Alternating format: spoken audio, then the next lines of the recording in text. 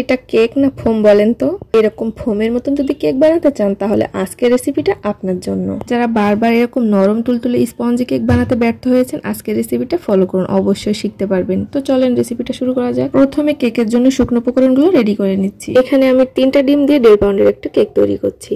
তার জন্য এখানে ময়দা নিয়েছি 1/2 কাপ আর 1/4 কাপ। বেকিং পাউডার দিয়েছি 1/2 চামচ। বেকিং সোডা দিয়েছি 1/2 চামচের অর্ধেক। দিয়েছি পরিমাণ মতো লবণ। দিয়ে ভালো করে শুকনো উপকরণটা মিশিয়ে এক সাইডে রেখে দিচ্ছি। রুম টেম্পারেচারে থাকা 3টা ডিম এখানে ভেঙে নিয়েছি। ডিম থেকে কুসুমগুলো খুব সুন্দরভাবে আমি উঠিয়ে নিয়েছি। এখন এখানে আমি বিটার মেশিন দিয়ে এটা বিট করে নিচ্ছি। এটা বিট করতে করতে যখন হালকা ফোমি মতো হয়ে আসবে তখন এখানে চিনি অ্যাড করে দিচ্ছি। এখানে চিনি নিয়েছি 1/2 কাপ। আপনারা যদি এর থেকে বেশি চিনি পছন্দ করেন তাহলে একটু বেশি নিতে পারেন। চিনিটা কিন্তু আমি একেবারে সম্পূর্ণটা দিয়ে দেইনি, এরকম 2-3 বার কিন্তু ভাগ ভাগ করে দিয়েছি আর এরকম করে বিট করে নিয়েছি।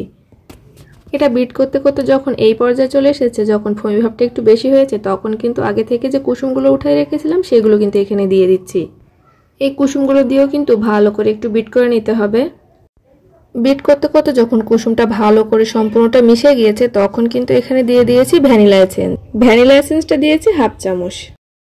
এটা দিয়েও কিন্তু ভালো করে বিট করে নিয়েছি। আর এখানে ভালো যখন ফোমি মতো হয়ে এসেছে তখন দিয়েছি সয়াবিন তেল। এখানে তেলটা দিয়েছি আমি 2 টেবিল চামচ। স্পঞ্জ কেকের জন্য তেলটা কম দিলেই ভালো হয়। তো তেলটা দেওয়ার পরে আমি খুব বেশি সময় কিন্তু আর বিট করব না, এখানে মাত্র 30 সেকেন্ডের মতো বিট করে নিয়েছি। এখন আগে থেকে যে শুকনো উপকরণগুলো আমি মিশিয়ে রেখেছিলাম সেগুলো কিন্তু চালনি দিয়ে চেলে নিয়েছি। তারপরে এখানে অল্প অল্প করে মিশিয়ে দিচ্ছি।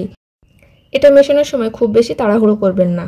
এটা একটু মেশানো হয়ে গেলে এখানে আমি 1 টেবিল চামচ গরুর দুধ দিয়েছি রুম টেম্পারেচারে থাকা। বাকি যে শুকনো উপকরণটা ছিল সেটাও আমি কিন্তু এখানে দিয়ে দিয়েছি। দিয়ে কিন্তু এটা ভালো করে মিশিয়ে নিচ্ছি, এর ভিতর যেন কোনো দলা দলা না থাকে। তারপরে কিন্তু আবারও 1 টেবিল চামচ দিয়ে দিয়েছি গরুর দুধ। দেওয়ার পরে কিন্তু ব্যাটারটা আমি সুন্দর করে তৈরি করে নিয়েছি। যে পাত্রে কেকটা তৈরি করতে দেবো সেই পাত্রে আমি আগে থেকে তেল ব্রাশ করে নিয়েছি আর একটু ময়দা দিয়ে এইভাবে ঘুরিয়ে ঘুরিয়ে ময়দা বাড়তিটুকু ফেলে দিয়েছি। এখন এখানে আমি যে ব্যাটারটা রেখেছিলাম তৈরি করে সেই ব্যাটারটা কিন্তু সম্পূর্ণটা এখানে দিয়ে দিয়েছি।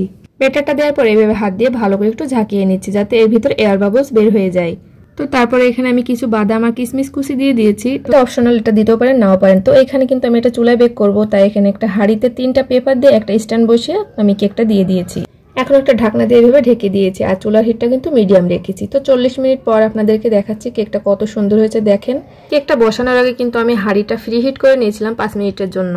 এখন একটা কাঠি দিয়ে আমি দেখে নিচ্ছি ভিতরে কোনো কাঁচা ভাব আছে কিনা। তো এটা একেবারে পারফেক্ট ভাবে হয়ে গিয়েছে। এটা আমি আপনাদেরকে একটু নামিয়ে দেখাচ্ছি কত সুন্দরভাবে উঠে এসেছে।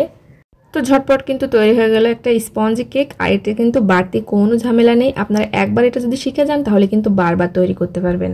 কেকটা দেখতেই পাচ্ছেন কতটা নরম হয়েছে। আমি যখন হাত দিয়ে এক জায়গায় করছি তখন কিন্তু এটা একেবারে এক জায়গায় চলে আসছে। আজকের রেসিপিটা আপনাদের কাছে কেমন লেগেছে অবশ্যই কমেন্ট করে জানাবেন। যদি আজকের রেসিপিটা আপনাদের কাছে ভালো লেগে থাকে তাহলে লাইক, কমেন্ট, শেয়ার করে পাশেই থাকবেন। সবাইকে অনেক অনেক ধন্যবাদ। আল্লাহ হাফেজ।